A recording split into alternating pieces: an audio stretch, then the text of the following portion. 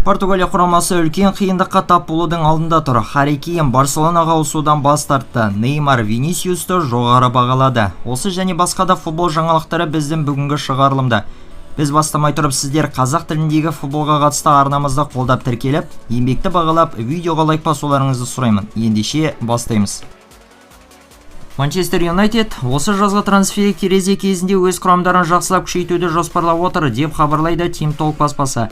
Баспаның мәліметінше, клуб басшылығы өз командаларында нигериялық шабуылшы Виктор Осимхен, сондай-ақ Реалдың жартылай қорғаушысы Орелиан Чуамениді көргілері келеді. Манкуниандық ұжымның өкілдері Осимхенді шабуылдағы мәселелерді түбегейлі шешуге қабілетті мықты форвард ретінде қарастыруда. Ал Чуамениге келсек, француз жартылай қорғаушысы Қызыл Сойқандар басшылығының зор құрметіне ие. Олар оны Юнайтед орталық алаңында керемет үйлесер еді деп санайды. Дегенмен бұл трансферлерді жүзеге асыру оңай шаруа емес. Осимхенді алу жолында Галатасарай тұр. Олар өз жұлдызы үшін таңғаларлық 150 миллион еуроны талап етуде. Чуамениге қатысты жағдайда күрделі. Реалда өз кезегінде маңызды ойыншысын жайдан-жай жібере салмайтыны анық. Соған қарамастан Манчестер Юнайтед екі ойыншы бойынша да ресми келіссөздерді бастауға ниетті. Португалия құрамасына үлкен қауіп төніп тұр. Олар топтық кезеңдегі келесі матчын Колумбияға қарсы өткізеді және дәл бұл матч Криштиану Роналду бастаған құрамаға аса маңызды шешуші болмақ. Айта кетейік, дәл қазіргі жағдай бойынша турнир кестесінде Португалия екінші орында тұр. Оларға қалайда бірінші орын ғана қажет. Осы себепті оларға Колумбияны жеңуден басқа жол жоқ. Егер де Португалия Колумбиядан ұтылса, онда олар топта екінші орында алады. Бұл дегеніме жартылай финалға дейінгі жолда өте азулы Англия, Испания, сондай-ақ Франция құрамаларымен түйісуге тура келеді. Ал егер де Колумбияны жеңіп бірінші орынды еншілесе, онда Португалия үшін әлде қайда жеңілірек болады. Егер де сүрінбей жете алса, ширек финалда Аргентина жолығуы әбден мүмкін. Ал оған дейінгі ықтимал қарсыластары олар Хорватия және Бельгия. Топтық кезең әлі аяқталмағандықтан әзірге нақты ештеңе белгісіз. Дегенмен бір анығы Португалияға ауыр қарсыластарға толы сеткаға түсіп қалмас үшін топтан бірінші орында алу ғана қажет. Лондондық Челсидің жартылай шабуылшысы Кол Палмер өзінің осы әлем чемпионатында Англия құрамасының қатарына іліге алмай қалғандығына қатысты алғаш рет пікірін білдірді. Англия құрамасының бас жаттықтырушысы Томас Тухель 24 жастағы футболшыны қажет санамаған болатын. Және бұл шешім жанкүйерлер мен сарапшылардың арасында ұзақ талқылануда. Дегенмен Палмер бұл жағдайды сабырмен қабылдағанын айтты. Әрине, бұл маусым мен үшін ең сәтті өткен жоқ, бірақ өзгертуге болмайтын шешімге бола уайымдаудың қажеті жоқ деп ойлаймын. Жігіттердің турнирде барынша мүмкіндігінше алысқа барғанын қалаймын.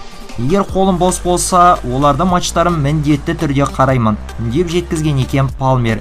Өткен маусымда жартылай қорғаушы 40 матчқа қатысып, 14 гол мен 5 нәтижелі пасты еншіледі.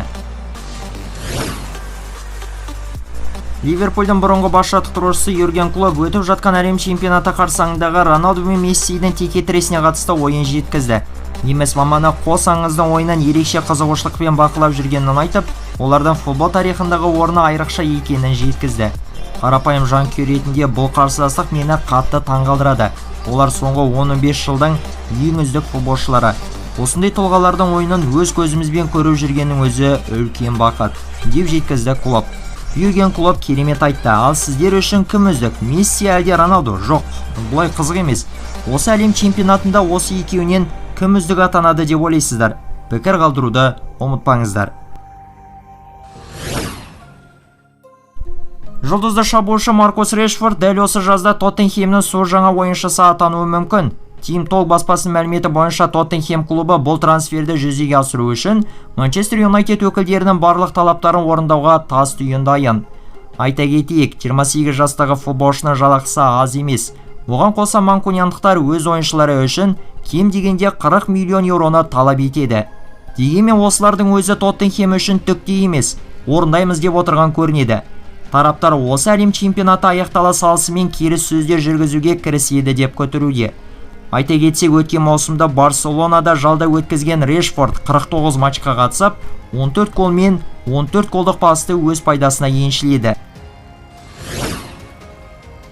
Бразилия жұлдызы Неймар араға талай уақыт пен қиындықты салып, құрамасына қайтып оралуына қатысты пікірін білдірді. Айта кетейік, өткенде ғана тәжірибелі футболшы Бразилия сапында соны 980 күннен бері алғаш рет ойынға қатысты. Ол Шотландияға қарсы кездесуде алаңға қосалқы құрамнан алмасып шығып, өз құрамасына көмектесті.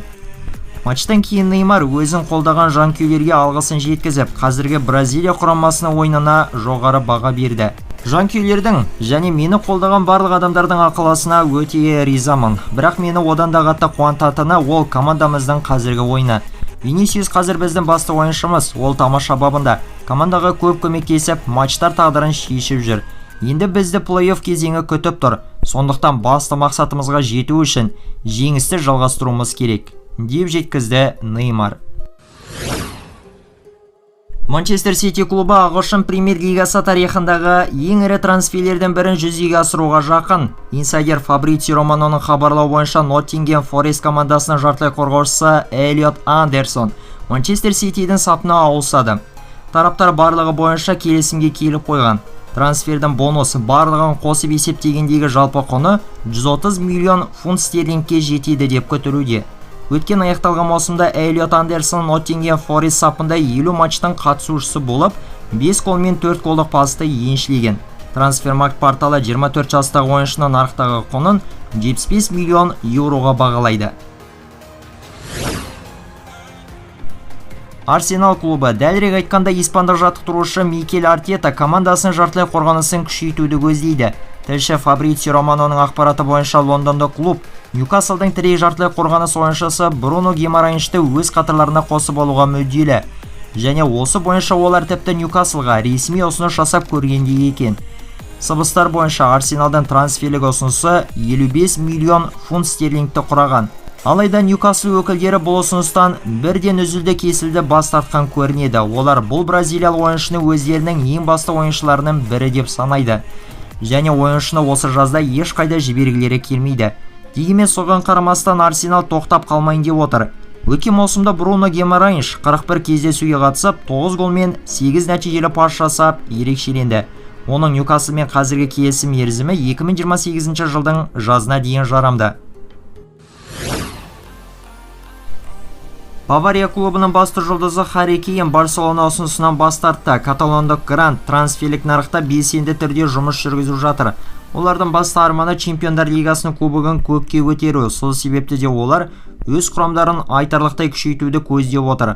Алайда бұл мақсатқа жету оңай емес.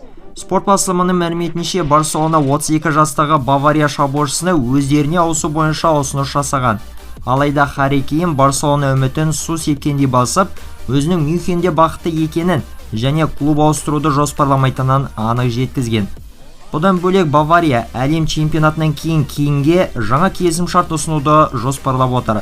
Өткен маусымда шабуылшы Баварияның сапында 51 ойын өткізіп, 61 гол мен 7 нәтижелі пас жасап ерекшеленді. Осымен бүгінгі шығарылымымыз өз соңына келіп жетті. Егер ұнаған болса лайктарыңызды басуды, сондай арнаға жазуды ұмытпаңыздар. Бізде басқа да өте қызықты видеолар жетерлік, көруге кеңес береміз. Келесі кездескенше аман болайық.